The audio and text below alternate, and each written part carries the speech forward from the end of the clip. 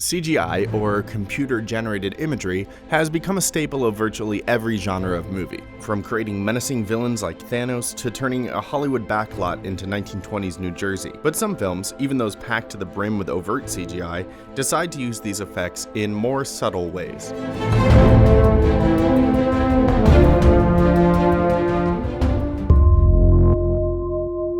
This 2014 thriller, based on the book by Gillian Flynn, doesn't have much in it that would call for CGI. But director David Fincher, who is famous for using computer graphics to subtly enhance his films, couldn't resist leaning on CGI to create a pretty innocuous shot. For a while, things had been building up. Built up implies that an explosion is coming. Did you see it?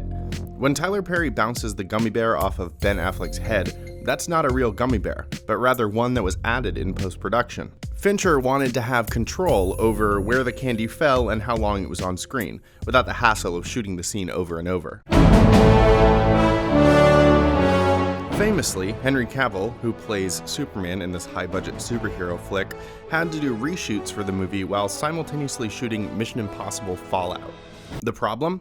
Cavill's Mission Impossible character boasted a pretty serious mustache that the actor wasn't allowed to shave for reshoots. To fix the problem, Warner Brothers used motion tracking to digitally remove Cavill's mustache in post-production. The effect added 6 weeks of work onto an already busy effects team's schedule, and the end product was fine. There were some complaints that the effect looked terrible, and some folks on the internet even trained algorithms to do an arguably better job at digitally shaving Cavill's face.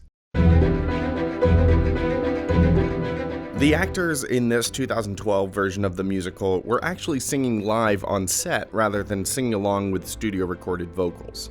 While this freed actors up to be much more expressive with their performances, now prisoner 24601, it also meant that they needed to be wearing mics that could record their voices clearly.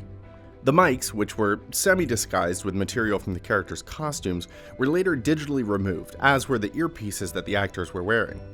The effect worked, and the final product was worth the extra effort. When Anne Hathaway sings I Dreamed a Dream, her performance feels natural because she's able to sing live. So never know from what it seems. Thanks, technology. This is a great example of filmmakers using CGI to enhance the world that already exists around them. In this 2005 romance from director Ang Lee, Jake Gyllenhaal and Heath Ledger play two cowboys who fall in love while working as sheep herders in Wyoming. Lee used CGI to add mountains, adjust the weather, and even duplicate groups of sheep. Lee would later go on to direct The Life of Pi, which was almost entirely animated in post-production. While Pi is definitely an incredible visual feat, the CGI in Brokeback Mountain feels more grounded in reality.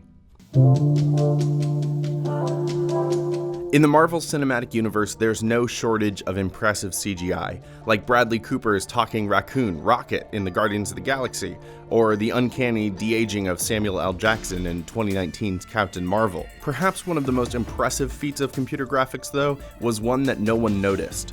One of the final shots in Iron Man 3, in which Robert Downey Jr.'s face was added onto a body double, almost seamlessly. Downey Jr. suffered an ankle injury during production, setting the schedule back almost 6 weeks. Instead of holding production until the star returned, Marvel shot scenes with body doubles and added RDJ's face into the scenes in post-production. The effect was virtually unnoticeable. Forrest Gump is a movie that made incredible use of computer graphics in the early days of CGI.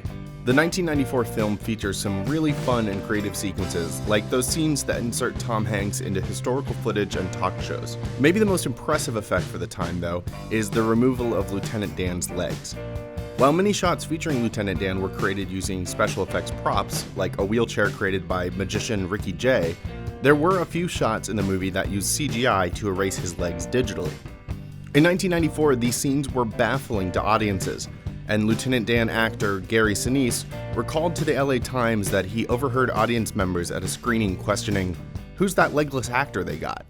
While CGI might have become synonymous with bombastic, over-the-top visuals, the truth is that many filmmakers use this technology to enhance the reality of their films, or sometimes just to fix a mistake or work around unfortunate circumstances in production.